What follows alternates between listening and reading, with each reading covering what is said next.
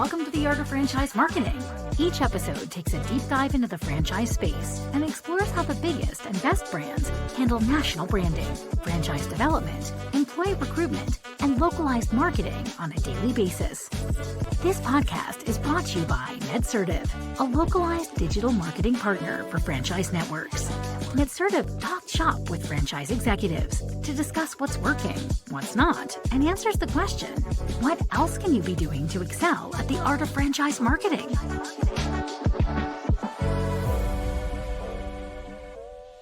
Hello, and welcome to the Art of Franchise Marketing podcast. I'm your host, Erin Martin, and this episode is brought to you by NetSertive. Today, our guest is Stephanie Knepp, CEO of Sit Still Kids Salon and an overall franchise veteran with experience at the Zoom Room dog training and WellBiz brand. So Stephanie, thanks for joining us today. Yeah, thanks for having me. And to kick it off, can you give our listeners just some background on you and your role in what you do at Sit Still Kids Salon? Absolutely. So at Sit Still Kids Salon, we are definitely a newer franchise concept, trying to bring Sit Still Kids Salons to every community that we can across the United States. So currently we have 27 open locations with another 64 actually in development. Wow. With more in our pipeline down the way. So we have a lot going on here, and my background is it was the perfect way to continue my career in franchising with Sit Still, because I am all about operations, scaling businesses, taking them from 0 locations to 60 locations, 150 locations to 300 locations, as well as being part of what I call the lifestyle industry. So it's franchising, it's business, it's beauty, but it's also a concept called lifestyle, where we actually have clients hopefully for life. Especially here at Sit Still, we have them for at least 10 years, especially if we get them in as a 1 or 2 year old getting their first haircut. But then the goal is to have them until they're 10, 11, and 12 years old. And so that has been my experience in previous brands, is having this kind of recurring client, not just a one and done transaction, but going through a journey and having a progression with somebody as part of the business operation style. Yeah, I love that. And that approach to that customer experience and building a loyal customer. So how do you think about and go about that for Sit Still Kids Salon? How do you infuse that within the marketing, and just a little bit more on your perspective on how you guys approach that? Yeah, absolutely. Especially because we are haircuts for kids first and foremost, but we also have other services as well too that essentially help mom and help families. And so what we need to remember is that yes, haircuts are important, but then also our additional services that we have, again, add to the lifestyle for the child and mom. And so we usually get them in for the haircut, but then we get them to stay and actually visit us more often throughout the years with styling and with treatments, because we do things like summer swim chlorine treatments in the summertime. That's a necessity. But then also think holiday photos, school pictures. We also host birthday parties, and so we also do mini manis. And then we also, from the boys' side of life, we do more cuts and styling for them on a regular basis, but also the fun things of some color in there, some edging. So there's just this ability to bring them in for just more than the core service. It's to actually become part of their life and making moms and families' lives easier by being a one-stop shop where they can not necessarily just get a haircut, but get ready for an event. And we also have a retail component, which is definitely a side aspect to our business as well, where we have aftercare products so that hairstyles can be maintained at home, treatments can be maintained at home, as well as little gifts and that sort of thing that can be for the children that come into the salon, as well as maybe if mom needs to grab a birthday present, we can definitely help her out in a variety of ways. And how do you guys, or I guess first, what's one of those services that is one of the biggest ones outside of just the core haircut? I'm curious. Is it like the coloring, the chlorine treatment? What's the next biggest service besides cut? For boys, it is the colored mohawk that we do as a style after a cut. I can see that. And for girls, it's our sparkle strand. So it's it's very Instagram savvy. You probably have seen it on Instagram and TikTok, and it just adds that little extra flair that girls and children of all ages just absolutely love and adore. How do you guys go about that education of all those extra services you have then, and that cross-sell, upsell opportunities, whether it's marketing or in the salon? Like, how do you guys go about that piece of it? Because I would think that'd be huge in that to differentiate all these additional things that you have. Absolutely. And that's actually really important because we can definitely overwhelm mom and child by on their very first visit, or even if they're trying to call us and schedule an appointment, letting them know everything that we do, because we can pretty much list off like 20 things that they can take part of within the salon. But to that point, we're actually very strategic, and we want to be very strategic in not overwhelming mom. And so usually they're calling because they need to get a haircut.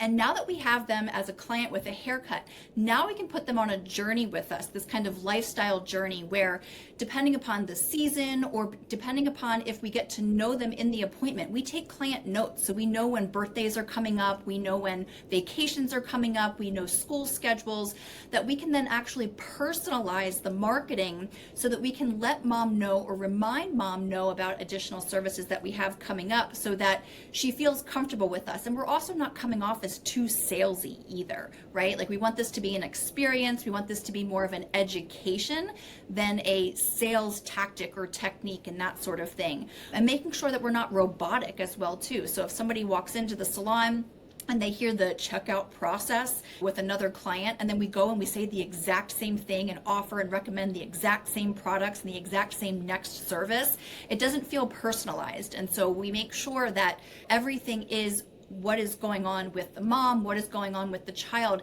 and we introduce our services appropriately that way so that it's personalized, and it also helps mom. If we know that, holidays coming up, okay, sparkle strands would be great to talk to mom about today. In the summertime, we'll talk about the chlorine treatment, but would we necessarily remind mom that we have chlorine treatments in December?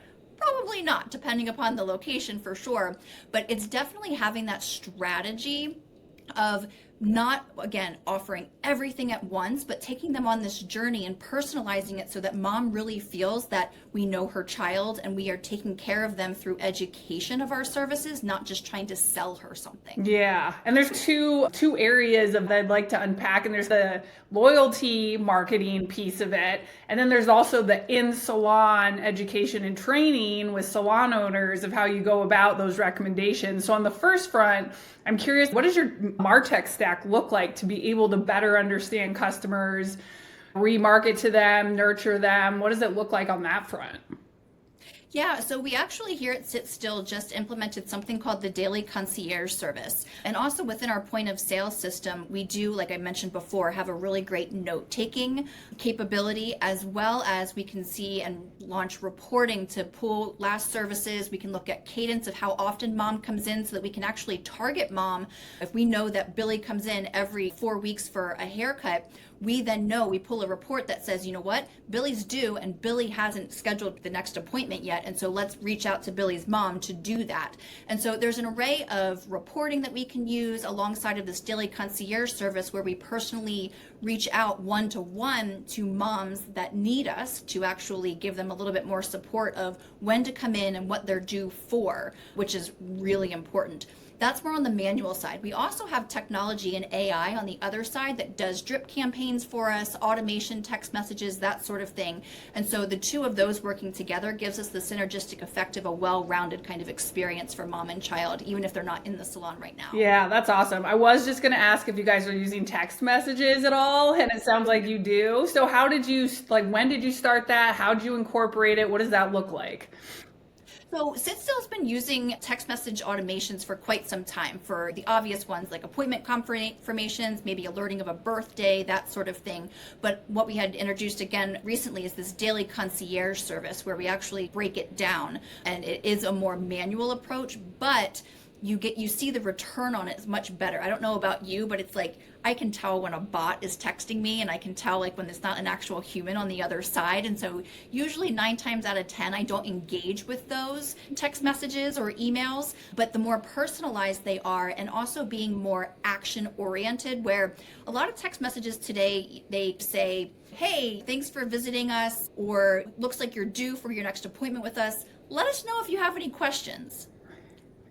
Okay, what do I actually do with that? Yeah. Especially mom, who's super busy right now, and really she only has the ability to text with one thumb, and it's just, she's not gonna at that point in time let us know if she has any questions. Or she might have questions she can't answer right away, and a couple hours goes by, but then guess what? She completely forgot about us, and she's already got 20 other text messages in her inbox. Yeah. So what we do here at Sit Still is very personalized messaging. Going back to that example with Billy, if Billy was in 4 weeks ago on Tuesday at 2 o'clock, and we knew that time worked well for mom, and we know that Billy needs to come in for another haircut soon, just on the cadence that we know Billy to do, we would say, hey mom, we have next Tuesday at 2 o'clock available. That worked for you before. We can definitely help Billy out again next week. Can I book that for you? And so all mom has to type back is yes, it's done, it's good, she's stress-free, doesn't have to worry about anything else, and we'll see her on Tuesday. Very cool. So the daily concierge, break down this daily concierge then. Is it just an interface where a real human could use automation and data and kind of all the inputs that make AI great to then inform a personalized touch point? Is that's what's happening on the back end?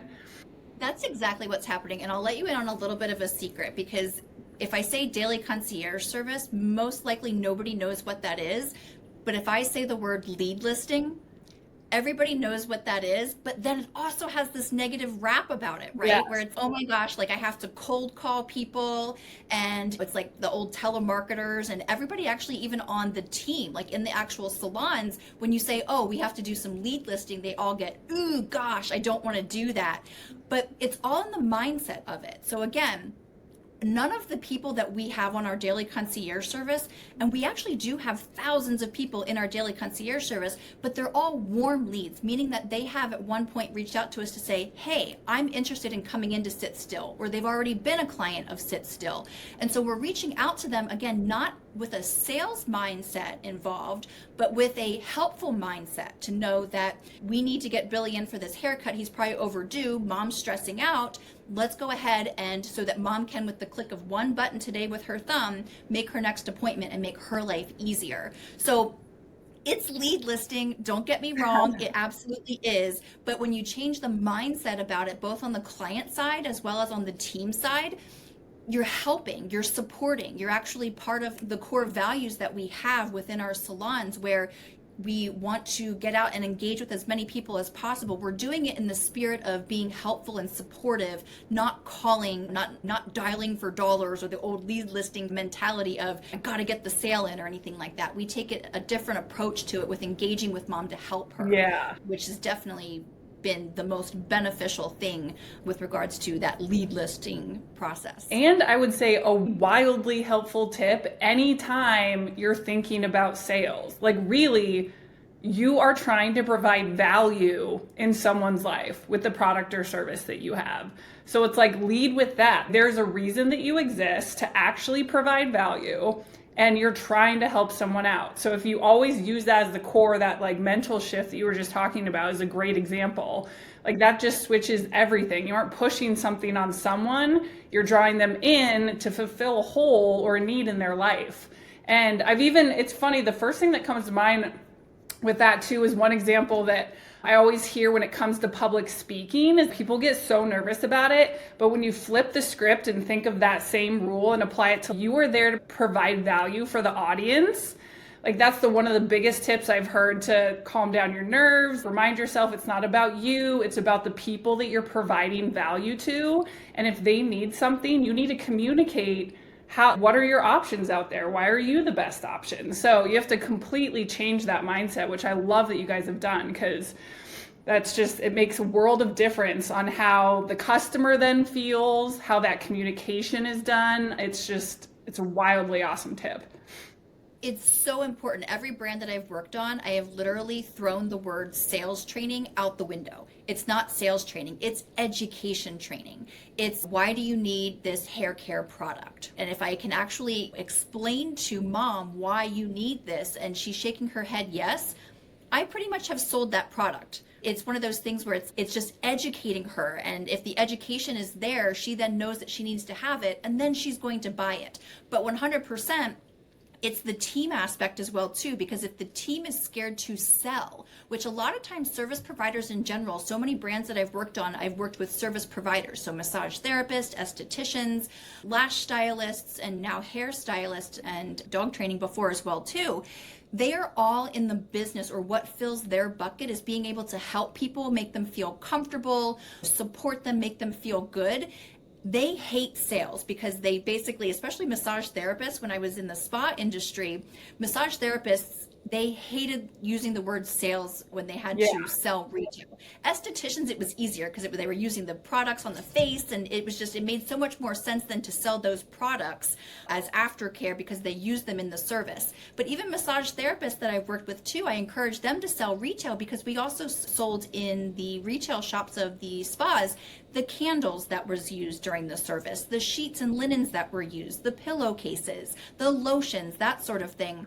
But if I ever used the word sales with them, they wouldn't do it just because they thought that it was uncomfortable. But when I said, look, you can actually have the client extend their service with you. If they loved that candle, if they loved that pillowcase, if they loved that lotion, they see you as the expert. And so you're going to then educate them going out to the retail to say, you said that you loved the scent in the room. We sell this in a candle. You said that you loved that pillowcase, how soft it was. We sell that so you can take that at home. When they changed their mindset, again, taking the word sales, throwing it out the window, and educating about how to extend the service into aftercare, their tips actually went up because they were seen more as an expert, and their commissions went up as well too because they were delivering an even better experience. So it's exactly what you said. It's this mind shift change that sales is a scary word, but it's not sales anymore. It's education. Yes. And so much, I love what you said about oftentimes people will have questions, and then so many people have questions and don't say them. I get massages all the time, and there's like things rattle around in my head for 60 minutes, and then I'm not verbalizing them. But if someone surfaced like, oh, like for your neck knot that I just took 15 minutes, a fourth of the massage to work out, if you came back once a week, you could completely transform like how your neck feels opposed to just coming in every month and you have to rework on it. So there's all that level of education where you just, again, provide value.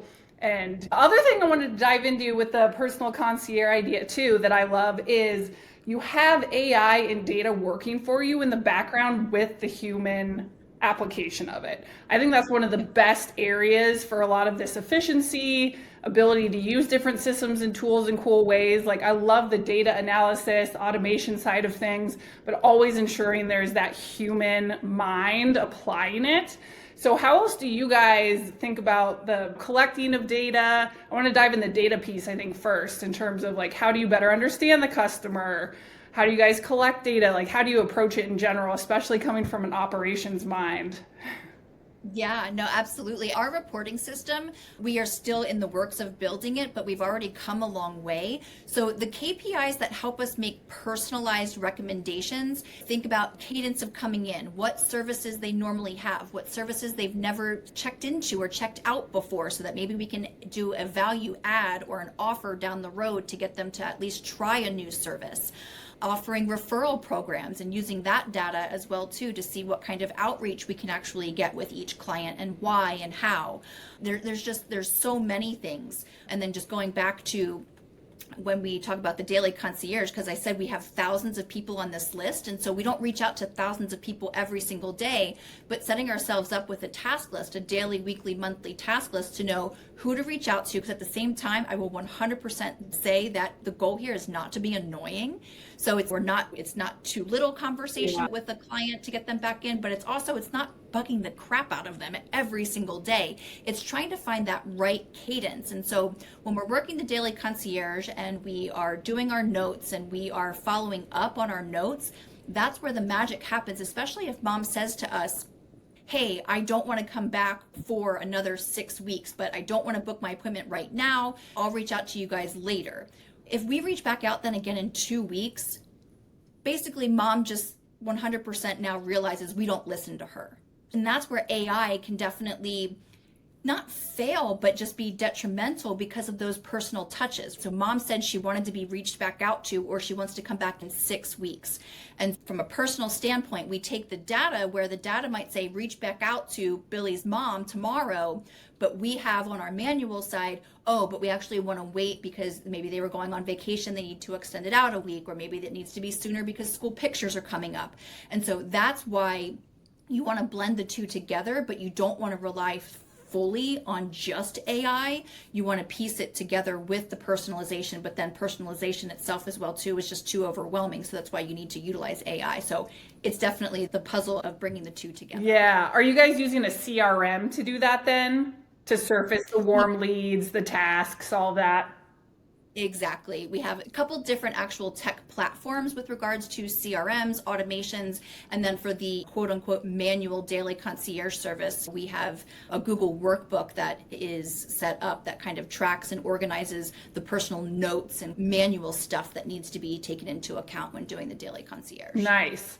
Yeah, we use HubSpot internally as well, which I know a lot of franchise brands do. And one thing that's very cool about HubSpot is it will integrate with your note takers. So if you have, or call tracking if you wanted, and so that it will automate some of the action items. But again, you need that human eye to clean it up. Like if you're talking about the weather and, I'm going to go check what's happening this weekend, it'll be like, Erin's going to check the weather this weekend as like an action item. So you have to clean up what it actually says, but it does a good job recapping, like check in 6 weeks with blah, blah, blah. So there's some of those cool tools where it's, again, that mix of like, how can you automate some manual tasks or at least get you started in the right direction too?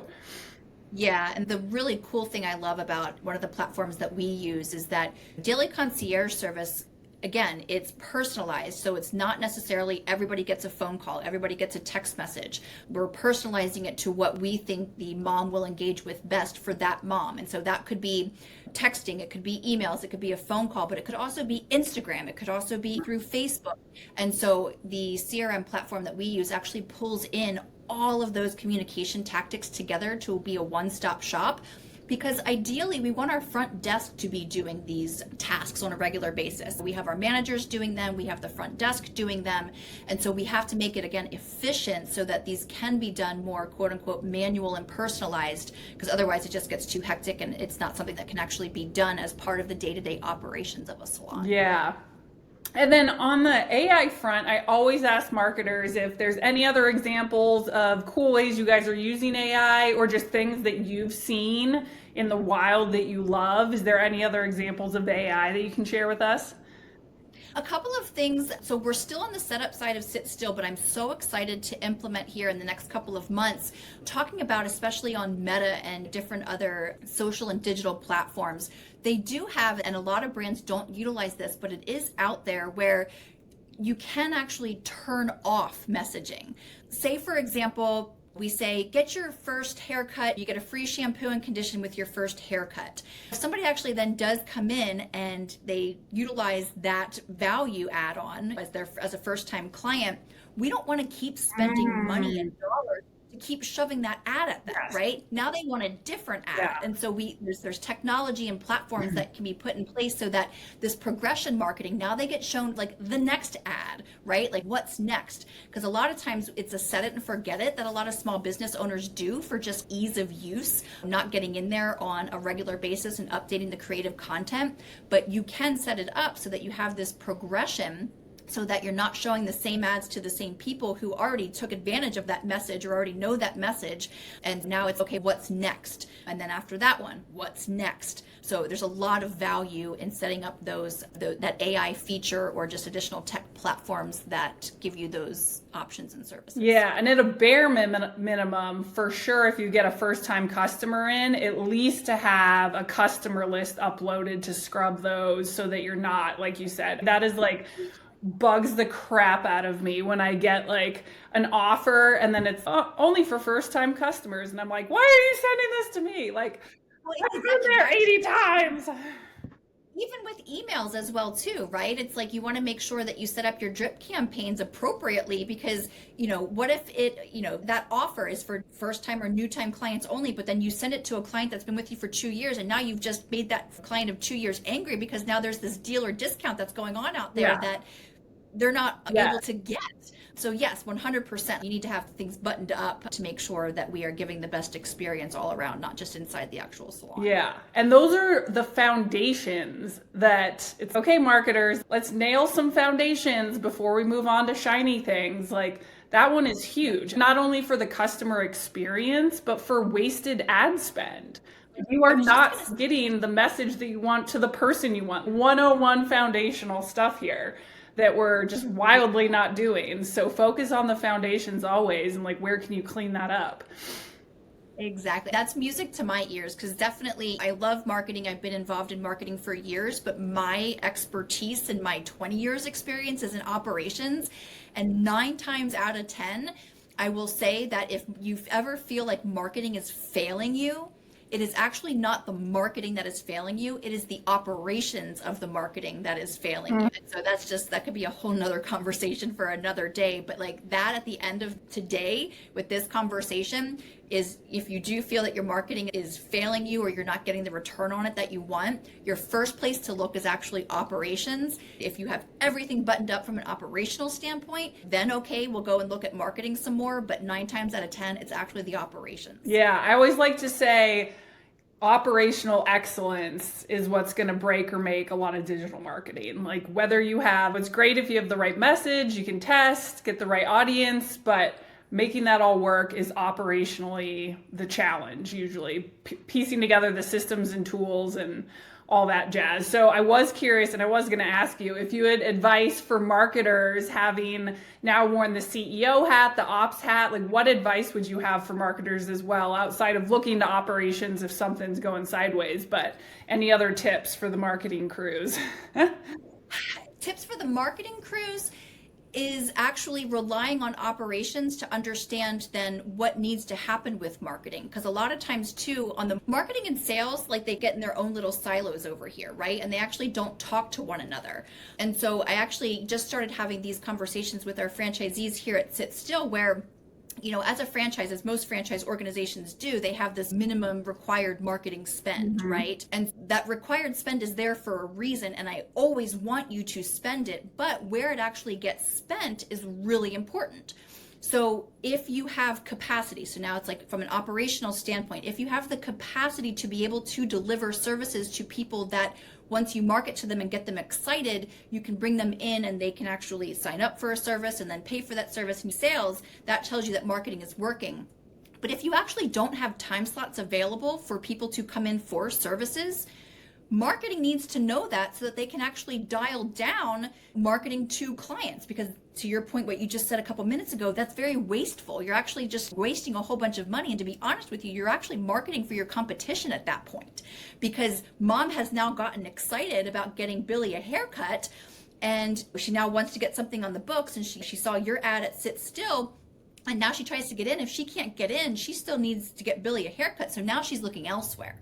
And so again, your marketing, because you didn't dial it back because you didn't have capacity, is now helping your competition.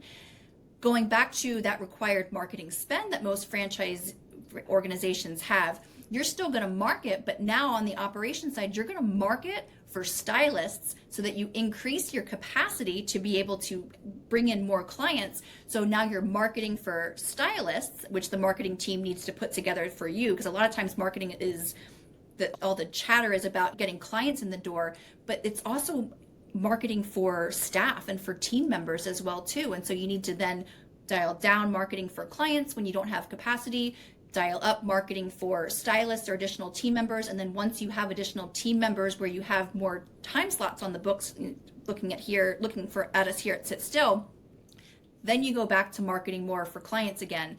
And that's how marketing and operations works together. And a lot of times that doesn't happen because operations and marketing usually work in silos. Yeah.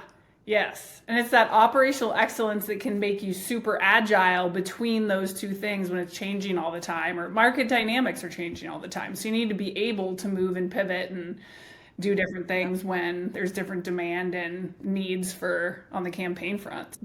Yep. So most important thing for marketers, get with your ops teams. That's, at the end of the day, that's what it is, because really it's collaboration and just making sure that you both are working towards the same goal and understanding the steps that it takes in order to reach that goal. Yeah. Yep. I know we're coming up on some time, but I did want to see if there's any other awesome initiatives you guys have going this year, or anything that you wish I would have asked that we haven't touched on so far in the Sit Still Kids world.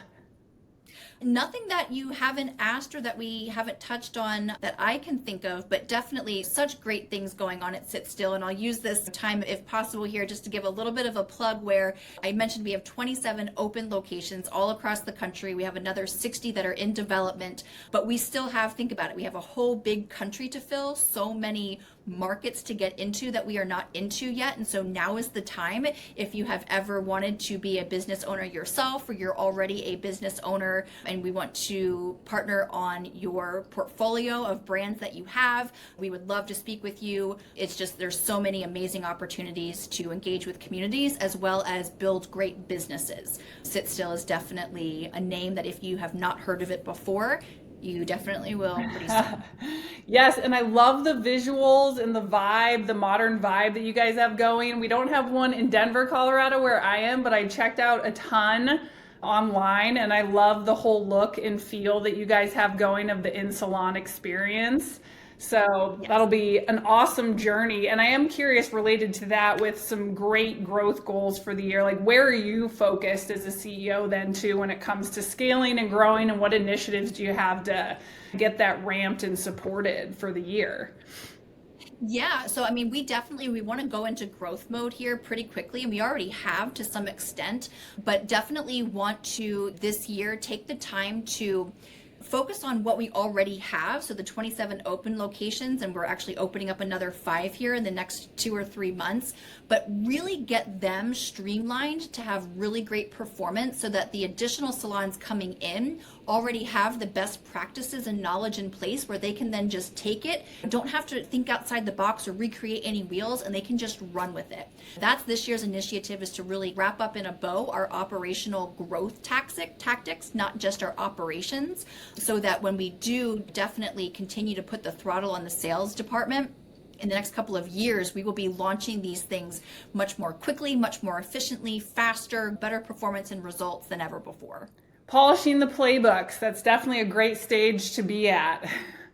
Yes, exactly. Awesome. Stephanie, thank you so much for coming on. It was great having you as a guest. And thanks to all our listeners who listened in today on this episode. Thanks for listening to The Art of Franchise Marketing. This show is brought to you by NetSertive. We help franchise brands and multi-location businesses run localized digital marketing at scale. To learn more, visit netsertive.com.